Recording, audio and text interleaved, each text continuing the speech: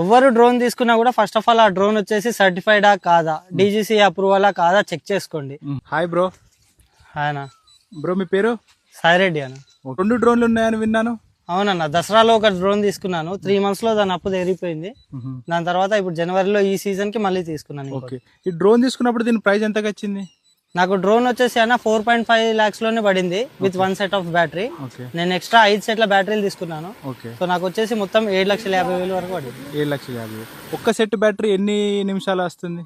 నాకు వచ్చేసి 22 minutes flight time వస్తుంది అన్న ఒక సెట్ బ్యాటరీ. ఓకే, నేను 3 నుండి 4 ఎకరాలు కవర్ అయిపోతుంది. ఓకే, ఇంతకుముందు మీరు చెప్పారు మీరు ఎన్ని సంవత్సరాల నుంచి ఈ డ్రోన్ ఫీల్డ్ లో ఉన్నారు? నేను ఈ ఫీల్డ్ లో వచ్చేసి లాస్ట్ 4 years నుండి ఉన్నా, 2021 నుండి ఉన్నాను. ఓకే, ఇదే కంపెనీలో నేను యాజ్ ఏ మ్యానుఫ్యాక్చరింగ్ చేశాను. మ్యానుఫ్యాక్చరింగ్ తర్వాత సేల్స్ సర్వీస్ అన్నిట్లో ఉన్నాను. దాని తర్వాత ఇప్పుడు లాస్ట్ ఇయర్ లో నేను సొంతంగా కొనుక్కొని చేసుకుంటున్నా ఫ్లైట్. ఓకే ఓకే, మార్కెట్ లో చాలా డ్రోన్లు ఉన్నాయి. కొందరు రైతులు తెలియక కూడా అంటే మామూలుగా చైనా లాంటి డ్రోన్స్ కూడా తీసుకుంటున్నారు. మీరు ఏం చెప్తారు కొత్తగా డ్రోన్ తీసుకునే వాళ్ళకి ఏం చెప్తారు?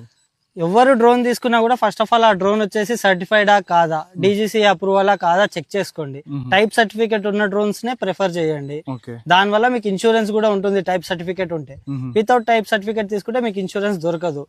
మీకు ఏదన్నా అయినా లేదంటే ఆ డ్రోన్ వల్ల థర్డ్ పార్టీకి ఏదన్నా అయినా ఎవరిదైనా ప్రాపర్టీ డ్యామేజ్ చేసినా ఇన్సూరెన్స్ అనేది క్లెయిమ్ అవుతుంది. టైప్ సర్టిఫికేట్ తీసుకుంటే మీకు ఎవరు ఎక్కడ ఏది అడిగినా కూడా మీకు ఎలాంటి రెస్ట్రిక్షన్స్ అనేవి ఉండవు.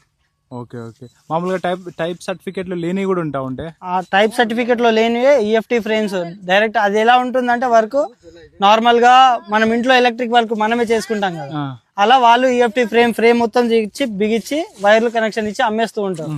తక్కువలో వస్తుందని చెప్పి మనం తీసుకుంటాం. తీసుకున్న తర్వాత సర్వీస్ దొరకదు, సర్వీస్ కి ఇబ్బంది పడాలి, డ్రోన్లు క్రాష్ అవుతా ఉంటాయి. సో సర్వీస్ ని బట్టి సర్వీస్ ఏదైతే తొందరగా దొరుకుతుందో దాన్ని ప్రిఫర్ చేయండి. ఓకే ఓకే, ఒకటి సర్టిఫికేట్స్, ఇంకోటి service. Type certificate main important, దాని తర్వాత సర్వీస్ చెక్ చేసుకోవాలి మనం. ఓకే, ఈ 2 చూసుకొని తీసుకోవాలి. ఓకే ఓకే, ఇప్పుడు మీరు ఒక రోజుకు ఎన్ని ఎకరాల వరకు స్ప్రేయింగ్ చేస్తూ ఉంటారు? సో నేను తీసుకున్న డ్రోన్ వచ్చేసి థానోస్ కంపెనీది ఎక్సైట్ మోటార్స్ తో ఉంటుంది.